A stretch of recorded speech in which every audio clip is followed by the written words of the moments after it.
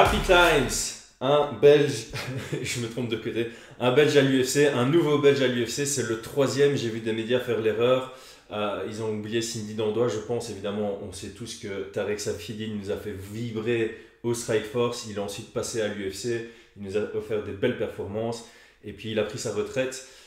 Cindy Dandois est passée, c'était bref, elle n'a fait qu'un combat, c'était pas la performance la plus extraordinaire qu'on ait vue, mais cela n'empêche que c'était la deuxième Belge à l'UFC. Et maintenant nous avons Gaetano qui combat mercredi soir, et face à un solide client. Euh, Ça va être très intéressant. La vidéo sera légèrement différente que celle que je fais d'habitude. C'est marrant que je dise ça parce que c'est seulement le deuxième œil du Chris. Mais voilà, en général, j'analyse beaucoup les deux adversaires. Je fais un peu les game plans pour l'un et pour l'autre. Ici, on va beaucoup se focaliser sur qui est Ricky Simon, l'adversaire de Gaetano, et quel est le game plan qui pourrait être mis en place avec un préavis si court. Gaetano vient d'accepter le combat. Je pense qu'il a eu que 10 jours pour se préparer. Bon, évidemment, entre l'annonce et le fait que son camp est au courant, il y a peut-être quelques jours en plus, mais ça n'empêche que c'est vraiment en short notice. Il remplace Brian Kelleher qui est vraiment c'est une lourde tâche, hein. C'est Ricky Simon, Brian Kelleher, le vainqueur d'office, il allait rentrer dans le top 15 de la division. Juste pour donner un aperçu, voilà, Ricky Simon n'est pas classé comme contender dans la division des bantamweight, mais le numéro 15 c'est Marlon Vera. C'est juste pour donner une indication du niveau qu'il y a en bantamweight. Donc vraiment un très gros client pour Gaetano. Donc ici j'ai fait mon tail of the tape. Évidemment il est différent que ce qu'on aura l'habitude de voir sur l'œil du Christ parce que étant donné que c'est le premier combat à l'UFC de Gaetano, il n'y a pas de stats UFC pour lui. Donc c'est difficile de faire une comparaison vraiment stat pour stat on va dire. Cependant, voilà, tous les deux 28 ans, donc ils sont encore jeunes dans leur carrière, on va dire, même si Bantamweight, le pic, c'est justement entre 28 et 30 ans, je dirais. Voilà, c'est deux athlètes qui rentrent dans leur prime et qui n'ont pas plus spécialement de temps à perdre. Donc ça reste un combat important à ce moment-ci de leur carrière. Évidemment, pour Gaetano, c'est ses débuts à l'UFC, donc il doit marquer les esprits. Ricky Simon, il a clairement dit sur Twitter, il a accepté ce combat parce que, entre guillemets, il a besoin d'argent parce qu'il avait l'occasion de juste attendre 3-4 semaines et repousser simplement d'un petit mois son combat contre Brian Kelleher. Donc, entre guillemets, il prend un risque parce qu'il allait combattre contre un nom bien connu à l'UFC. Et ici, il prend quelqu'un qui arrive à l'UFC et que internationalement, peu de gens connaissent. Donc, il prend ce risque et il y a beaucoup de pression sur ses épaules aussi. En termes de palmarès, ils ont plus ou moins la même expérience. Ricky Simon 16-3, il a une énorme expérience au plus haut niveau. Avant l'UFC, il était champion au LFA. C'est une belle promotion.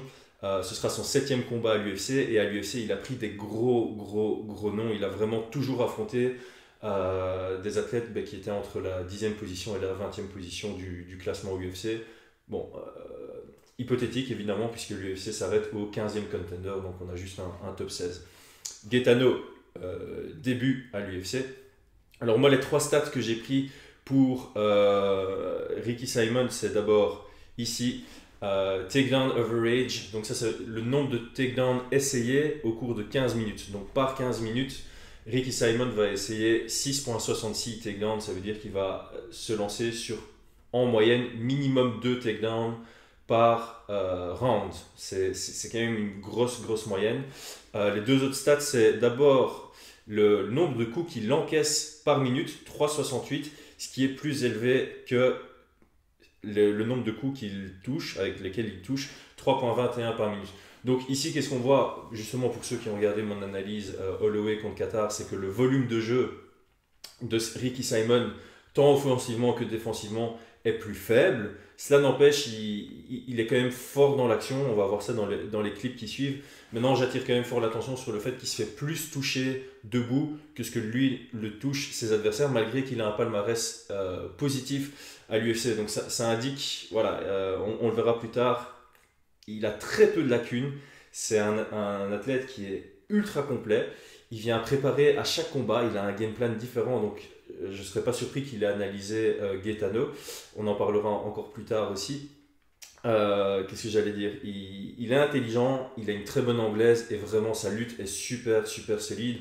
Donc encore une fois, c'est un combat très difficile pour entrer à l'UFC pour Gaetano, mais ça montre aussi son état d'esprit. Donc voilà, ça c'est pour les stats du côté de Ricky Simon. Du côté de Gaetano, j'ai juste noté ici un truc, c'est que en début de sa carrière, on n'a pas les résultats précis. Par contre, donc sur Tapology, on voit qu'il a gagné, mais on n'a pas l'information si c'est par KO et à quel round. Par contre, sur tous les combats répertoriés, il a 6 victoires par KO au premier round. Donc ça, c'est une stat intéressante en termes de game plan. On y reviendra un peu plus tard de nouveau. Je sais que je dis ça beaucoup pour le moment, mais c'est parce que les clips, c'est la grosse partie de l'analyse de ma vidéo. Gaetano, qu'est-ce qu'on sait sur lui? Pour ceux qui le suivent de près, on sait que c'est un dur à cuire, clairement. Il a un bon menton, il a un bon mental dans un combat. Il a des frappes lourdes debout, vraiment vraiment lourdes, et il a des coups de genoux extraordinaires. Son manque à gagner, c'est évidemment la lutte et le sol, et donc là stratégiquement, c'est là où ça rentre en jeu pour Ricky Simon. Donc voilà, un peu pour mettre le tempo sur le combat. Ricky Simon, très complet, intelligent, qui vient préparer. On l'a déjà vu arriver pour mettre la pression, on l'a déjà vu arriver pour jouer en contre. Donc il s'adapte par rapport à ses adversaires. Par contre, il y a des similitudes dans son approche et on va voir ça lors de ces clips. On va d'abord rapidement passer en revue Gaetano pour voir vraiment ses forces et comment il pourrait jouer de ses forces dans ce combat. Et après, on va vraiment faire une analyse détaillée de Ricky Simon parce que c'est ça qui nous intéresse pour définir un game plan qui pourrait être intéressant pour le Belge. Donc ici, très simplement, voilà, dans Gaetano, on voit vraiment son adversaire ici qui avait peur des low kicks. Ça fait que 2 minutes qu'on combat. Hein. On voit vraiment la réaction défensive ici, aucune posture, tout droit contre la cage, une petite grimace là malgré le manque de qualité de ma vidéo. Il n'est pas à l'aise, son adversaire n'est pas à l'aise dans la cage contre Gaetano après 2 minutes de combat, notamment dû à la force de frappe de Gaetano. Ici on va voir, superbe genou. On ne voit pas très très bien, l'angle n'est pas parfait, mais Gaetano a vraiment un naturel, il sait quand envoyer les genoux, donc ici on est au clinch, il crée l'ouverture, donc il y a une belle distance entre les hanches, un beau frame ici avec son bras, et ça lui crée la distance pour envoyer un gros coup de genou gauche en plein dans le foie, et c'est le début de la fin pour son adversaire. Voilà, ça c'est vraiment, on va le voir sur tous les clips, ici de nouveau, la grande force de Gaetano debout, c'est sa puissance de frappe, mais surtout ses genoux, il a un excellent timing, ici ça va être sur l'overhand, boum, genou en contre. Je vais le remontrer parce que c'est très très beau, j'adore ça. Overhand de son adversaire Josie Roboy. Donc ici l'overhand qui manque de peu, je pense que ça effleure même. Et puis il a le genou en contre, ça crée une collision. J'ai déjà souvent parlé des collisions dans mes vidéos. Et puis un genou à la tête, 2 genoux à la tête, fin du combat. Ça me fait un peu penser à Wanderlei Silva contre Rampage Jackson, ce finish. Très très beau. Et je crois que j'ai mis un dernier clip. Donc voilà, ici, genou de loin. Donc on est vraiment à distance de pied-point. Il n'a pas besoin d'être au clinch pour envoyer ses genoux. Hein. Voilà, ici, on est à distance de pied-point. Genou, puis un peu de pression. Belle esquive ici. De nouveau, ses genoux partent automatiquement. Dès qu'il est au clinch, il trouve ses ouvertures. Ça touche chaque fois la tête. C'est du bon boulot. Et puis là, il va finaliser au sol. Je ne vais pas passer trop de temps là-dessus. Mais voilà, encore une fois, même au sol, il pense à placer ses genoux, un peu comme Georges Saint-Pierre contre Matt Serra. Ça doit, quand on prépare un combat, c'est important de jouer sur ses forces évidemment, surtout sur un short notice. On ne peut pas commencer à changer tout son jeu sans avoir la préparation. Ici clairement la force de Donovan, c'est de Gaetano, beau lapsus Chris. Sa force, c'est sa force pure. Il a de la puissance dans les frappes, donc ça va être important dans ce combat. Et le timing sur les genoux, la vision sur les genoux, il va devoir l'utiliser. Donc ici, dernier clip, on se rappelle quand je parlais de Holloway contre Qatar, je disais c'est important de savoir couper les angles. Donc ici, Gaetano le fait pas trop mal, j'aurais préféré le voir partir un peu plus vers le centre. On n'a pas le bon angle ici. Mais bon, malgré tout, il garde quand même le centre. Et là, overhands, juste retenez ça. Gaetano, dans ce combat, il a mis plusieurs overhands qui ont bien touché. Il y a une raison pour laquelle je montre ce clip. De nouveau un overhand ici qui touche et de nouveau des genoux pour venir finaliser. Donc voilà, juste ce clip là était mis pour retenir les overhands de Gaetano et pour de nouveau montrer ce finish avec des coups de genou. On en arrive à Ricky Simon, donc ici ce sera un peu plus long, je sais, je suis passé au travers de Gaetano, mais a priori, pour tous les Belges en tout cas, on le connaît très très bien.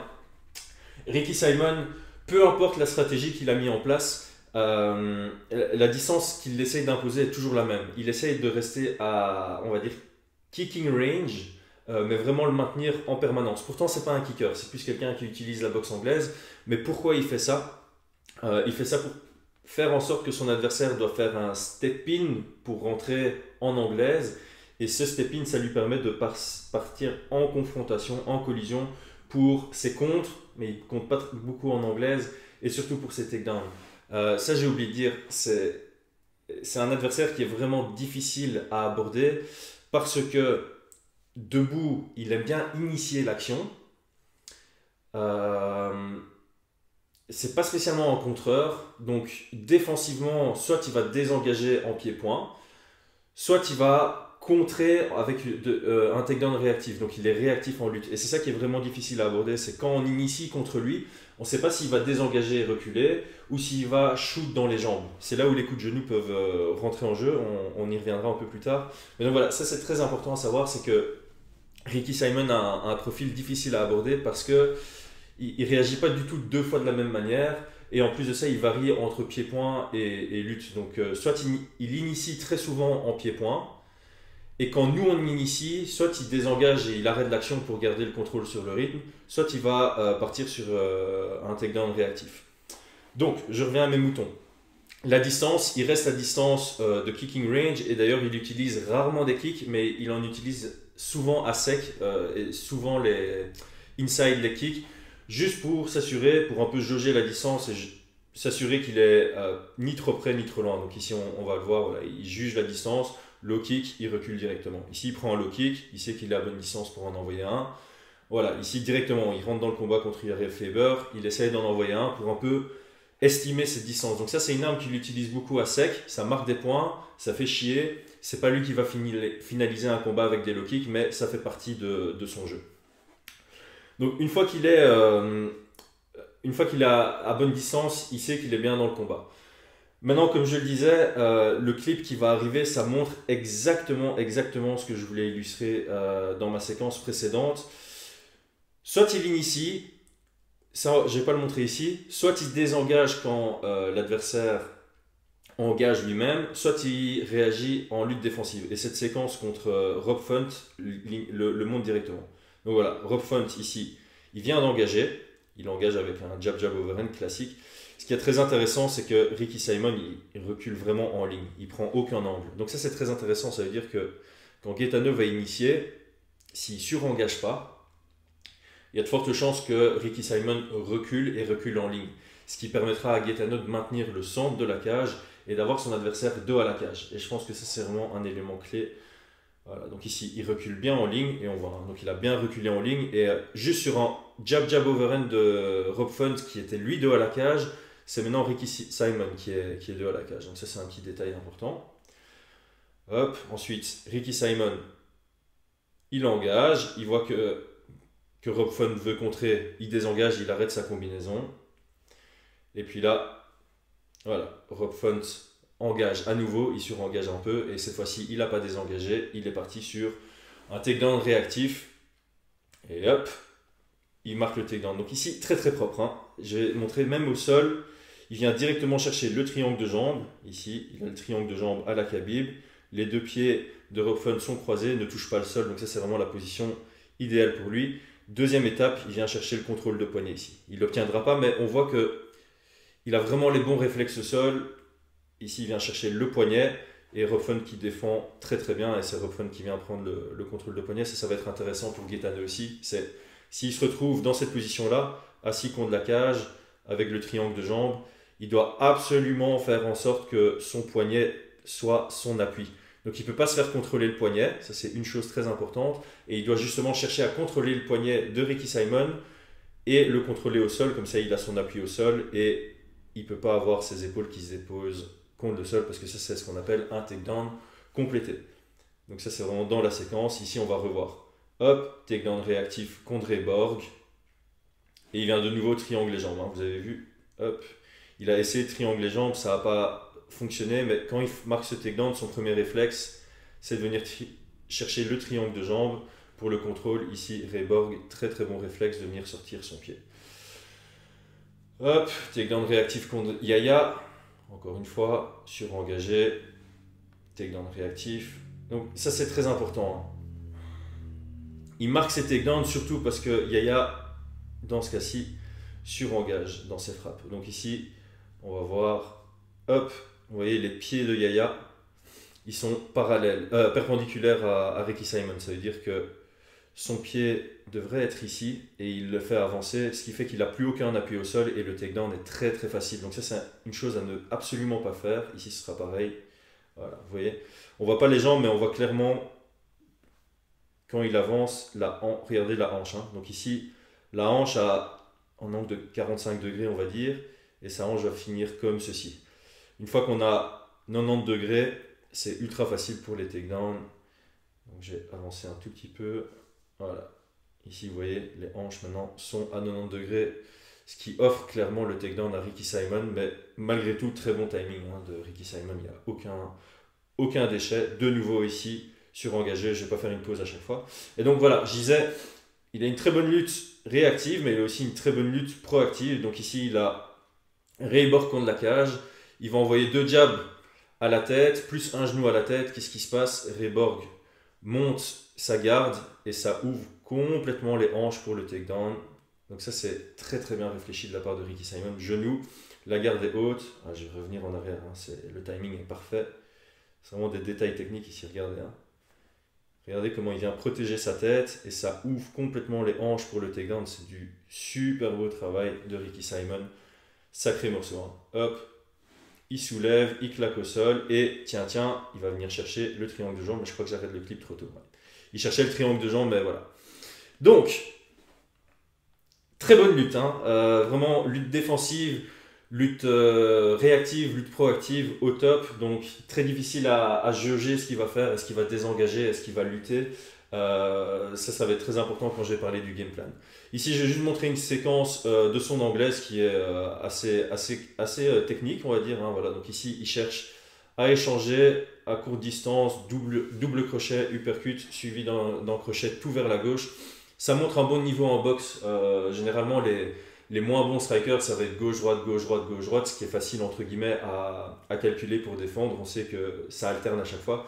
Ici, il vient d'enchaîner une belle combinaison en dédoublant son côté de temps en temps. Je vais la remontrer, c'est vraiment propre. Donc une fois qu'il comprend la distance, hop, il rentre, crochet, crochet, uppercut, crochet, 4 fois à gauche. Très très belle combinaison. Voilà, donc ça c'est un peu pour montrer qui est Ricky Simon. Il est bon partout.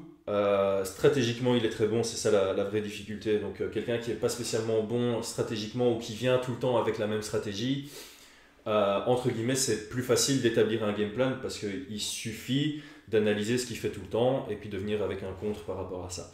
Ici Ricky Simon s'adapte à son adversaire, donc on ne sait pas trop quelle version de lui va arriver. Par contre, il faut vraiment jouer sur ce qui est similaire dans tous ses combats. Donc de temps en temps il vient en mettant la pression, de temps en temps il vient pour contrer, de temps en temps il vient pour lutter, de temps en temps il vient pour striker selon son adversaire. Contre Rani Yaya, il cherchait que à faire du pied-point, il a tapé quelques takedowns mais il restait en dehors de sa garde. Contre Rob Font par exemple, une fois qu'il avait le takedown, il restait au sol évidemment. Donc on voit qu'il analyse et moi ma crainte vraiment c'est que le combat qui va vraiment analyser de Gaetano, c'est celui contre Arnold Allen. Pourquoi? Parce que Arnold Allen est vraiment un des adversaires de Gaetano qui avait le calibre UFC que Gaetano a rencontré. D'ailleurs, Arnold Allen a après signé à l'UFC et il fait partie des gros prospects à suivre de près. C'est vraiment un très très bon combattant. Et Ricky Simon, je pense qu'il peut très bien se comparer à Arnold Allen en se disant ce que lui a fait, je sais le faire. Arnold Allen, il a pris le chemin vers la victoire sans risque contre Gaetano. Il n'a pas cherché à échanger debout, il a cherché à claquer au sol, il a vu qu'il y arrivait sans trop de difficultés et du coup il a fait ça à chaque round et il a bien dominé son combat. Ricky Simon clairement a les outils pour établir une stratégie en lutte pour mettre Gaetano au sol, et je pense qu'il va se concentrer là-dessus. Il ne va pas commencer à échanger contre Gaetano. Il a très bien vu dans les mêmes vidéos qu'on a regardées ensemble que Gaetano est très fort debout, très dangereux debout, il a un bon timing sur ses genoux. Donc je crois que Ricky Simon va vraiment essayer de réduire un maximum le temps de combat debout. Le premier point qui est très important, c'est ce que je ne veux pas voir, enfin je parle comme si j'étais son coach, mais une chose que Gaetano a tendance à faire et ce qui serait dommage de faire, c'est, hop, attendez, j'ai reculé un tout petit peu, vous voyez ici les pieds, ils sont perpendiculaires à son adversaire, donc là le takedown est facile. Et deuxième chose, regardez le overhand ici, hop, vous voyez le pied a décollé. Donc le pied devrait être encore ici, et non, son pied décolle et il surengage. Encore une fois, si Ricky Simon esquive ce genre de coup, il a le takedown facile. Vous voyez, tellement il a frappé fort, il est passé de droitier, hop, overhand gaucher. Donc ça, c'est vraiment des petites erreurs à ne pas faire contre Ricky Simon, parce que ça lui offre soit les contres, ici on va le voir, hop. Donc ici, Rani Yahya, il va surengager sur l'overhand, comme Gaetano l'a fait, et il va se manger un contre. C'est très très rare que Ricky Simon contre en anglaise, mais quand il compte, c'est souvent quand son adversaire surengage. On l'a vu ici, très beau contre, et ici de nouveau, hop, on le voit, très beau contre. On voit pas trop bien son pied, mais on voit de nouveau sa hanche qui part vers l'avant, et après s'être fait toucher, on voit clairement la jambe qui était arrière de Rani Yahya qui part vers l'avant. Donc de nouveau, il était parti pour surengager, et c'est la raison pour laquelle il se fait contrer. C'est vraiment ça. Donc ça, c'est un truc que je ne veux pas spécialement voir du côté de Gaetano. Par contre, les overhands, et c'est pour ça que j'avais montré en début de séquence, les overhands de Gaetano sont très bons, et Ricky Simon se fait souvent toucher en anglaise, et souvent avec le côté droit, avec la frappe droite. Donc ici, on le voit, il se fait toucher contre Ray Borg avec un overhand, et ici, le début de la fin contre Urijah Faber, c'était de nouveau un overhand. Donc l'overhand, il faut l'envoyer dans ce combat, vraiment, vraiment, en contre, même en initiant, puisque Ricky Simon contre rarement. On envoie l'overhand, soit ça touche, soit il va désengager, ce qui permet d'avancer et de ne pas avoir le dos à la cage. On l'a vu contre Ray Borg, Ricky Simon, quand il a son adversaire dos à la cage et qu'il veut lutter, il va envoyer des frappes en anglaise pour lever la garde, puis il va partir dans les jambes.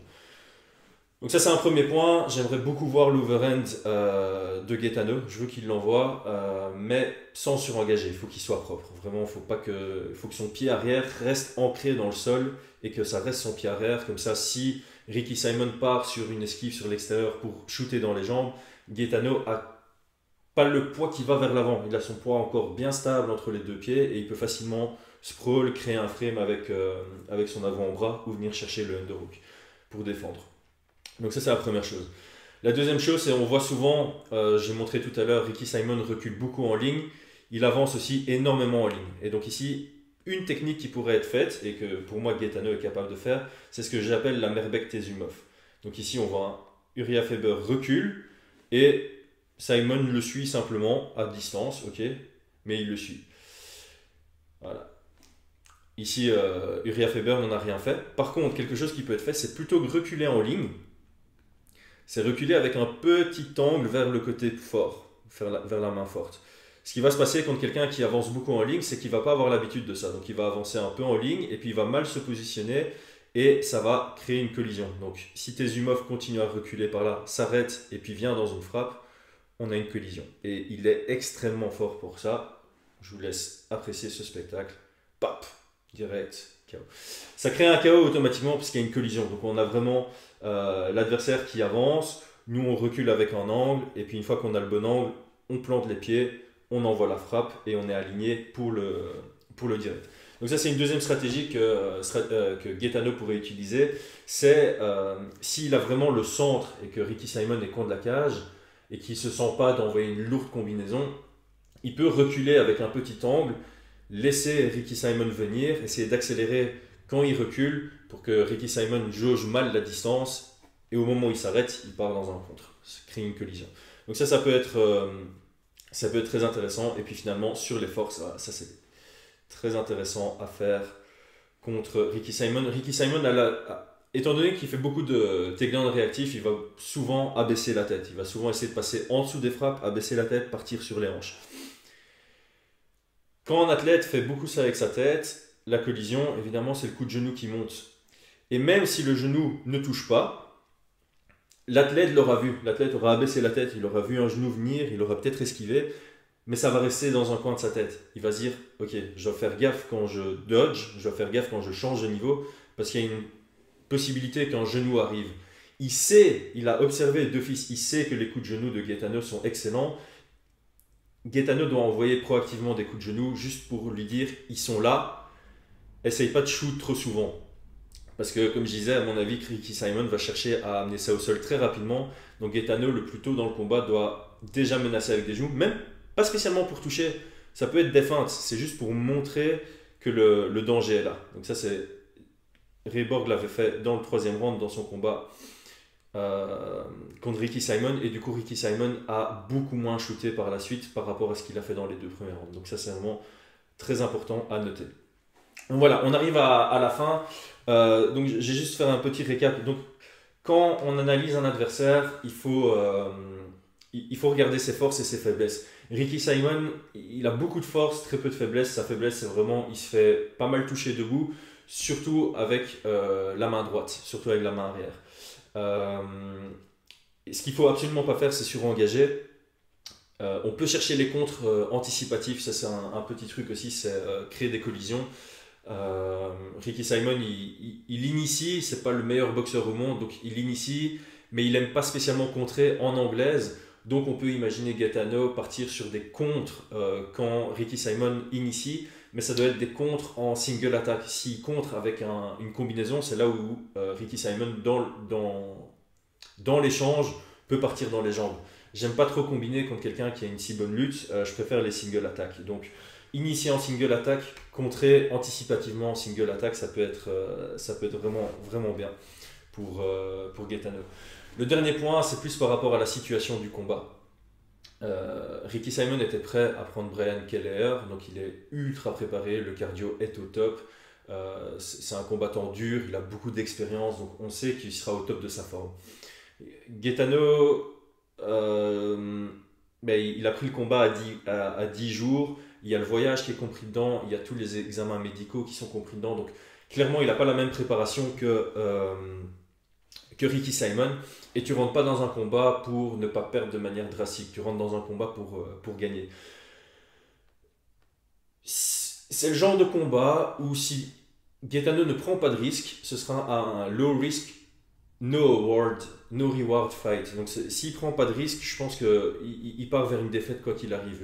Je vois pas Gaetano s'imposer à la décision contre Ricky Simon en étant si peu préparé par rapport à Ricky Simon. Je crois que j'ai bien aimé ça de la part de Gaetano dans une des interviews que j'ai vues de lui avant ce combat. Il est conscient qu'il est underdog. Moi, j'en ai marre de... À l'UFC, on le voit tout le temps, j'en ai marre de voir un méga underdog qui dit ouais, il a jamais rencontré quelqu'un comme moi, je vais gagner. Hein. J'ai bien aimé le côté honnête de Gaetano dans son interview. Il sait qu'il est underdog, il sait que c'est un combat difficile, il sait qu'il part pas spécialement pour une victoire, mais évidemment, c'est pour ça qu'on aime le MMA, c'est pas une science exacte. Donc il y a toujours un coup à jouer, et surtout dans ce combat, je pense qu'il y a quelques ouvertures, comme je viens d'expliquer pendant une petite demi-heure là. Le point important pour moi, c'est le genre de combat où il faut partir sur du high risk, high reward. Donc il faut prendre des risques dans l'espoir d'avoir une victoire. Ici, c'est clairement le cas. Je vais prendre un exemple qui se compare très très bien à Gaetano. C'est Justin James. Justin James a accepté, il n'était pas signé à l'UFC, il n'était pas préparé, il était sur le Fight Island pour coacher un gars. Il y a un combat qui s'est annulé à 3 jours de l'événement contre Frank Camacho. Il accepte, donc il a que 3 jours de préparation, c'est-à-dire rien du tout. Il a dit dans une interview que son cardio n'était pas du tout au top. Frank Camacho, son adversaire, rate la pesée de 3 lbs, donc il arrive plus lourd, donc il est méga underdog. Justin James, il rentre dans le combat et il lâche pas son adversaire, il cherche à finaliser directement, il prend des énormes risques et ça paye. Il gagne en 40 secondes, je pense. J'ai la vidéo ici, on va le montrer.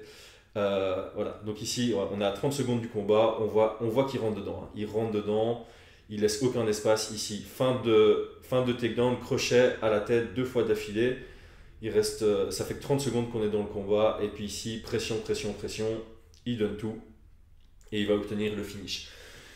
Ça, évidemment, Gaetano doit faire gaffe parce que s'il fait ça, il risque de surengager. S'il surengage, il y a un takedown réactif qui arrive. Par contre, je veux juste parler de la logique. Je veux pas dire qu'il faut faire exactement ce que Justin James a fait, mais la logique de ce qu'il a fait est très bonne. Il est rentré dedans, il s'est dit ça va être une guerre. Si je me fais mettre KO, je me fais mettre KO. Mais si je le mets KO, c'est énorme. Voilà, ici, il gagne le combat en 40 secondes. On voit Erdin qui s'impose ici. Il gagne le combat en 40 secondes. Il était underdog de dingue. Il le dit dans le post-fight interview, son cardio, il n'allait pas tenir 3 rounds. Donc il préférait tout donner dans le premier round, quitte à se faire soumettre ou quitte à se faire mettre TKO dans le deuxième. Et je pense que la logique est bonne. Parce que si Justin James était venu en abordant le combat un peu en mode ok, je m'installe, il s'installe, on regarde un peu comment ça se passe, l'autre est mieux préparé, l'autre a un meilleur cardio, tu vas d'office vers une défaite. Parce que si tu cherches pas une grosse ouverture pour un KO, bah, tu l'auras pas. Surtout contre un adversaire comme Ricky Simon qui est intelligent, qui est préparé, qui fait peu d'erreurs, qui laisse peu d'ouverture. Donc voilà, ici je pense que clairement, dans l'approche du combat, Gaetano doit venir en prenant des risques. Il n'y a pas le choix. Je crois qu'il doit essayer de finir ça dans le premier round le plus tôt possible. Il ne doit pas laisser Ricky Simon s'imposer. La dernière défaite de Ricky Simon, c'est contre Urijah Faber après 45 secondes de combat. C'est aussi un indicateur que Ricky Simon a un peu besoin de temps pour se plonger dans le bain, entre guillemets. Donc voilà, euh, j'ai tout dit. C'est tout ce que j'avais à dire. J'espère vraiment, je suis tout cœur avec Gaetano. J'espère qu'il va gagner. J'espère qu'il a une bonne préparation, enfin une bonne préparation stratégique, je n'en doute pas. Je sais pas, Gaetano, si tu regardes cette vidéo ou si tes coachs regardent cette vidéo, si vous en tirez quelque chose. En tout cas, merci à tous. J'avais fait un vote sur mon Instagram. Vous avez été la majorité à voter pour que j'analyse Gaetano et son adversaire. J'espère que ça vous a plu. Comme d'habitude, je vous invite évidemment à liker, à partager, surtout à commenter aussi pour me donner de l'activité sur YouTube. Moi, ça me demande du temps de faire ça, évidemment, ça me demande énormément de temps, même si je le fais avec plaisir. Moi, pour que j'ai une mini rémunération, il faut que j'ai plus de vues sur YouTube, évidemment. Plus j'ai de vues, plus j'ai de rémunération. Plus j'ai de rémunération, plus à un moment donné dans ma vie, je vais pouvoir me donner du temps pour vous offrir des meilleures analyses. Donc c'est un peu un cercle vertueux. Si vous aimez ces analyses, que vous en voulez plus ou que vous en voulez de meilleure qualité, bah, il me faut des vues en plus. C'est aussi simple que ça. Et vous savez quoi? C'est gratuit les vues. Donc vous regardez, c'est gratuit. Vous likez, c'est gratuit. Vous partagez, c'est gratuit. Vous commentez, c'est gratuit. Vous abonnez à ma chaîne, c'est gratuit.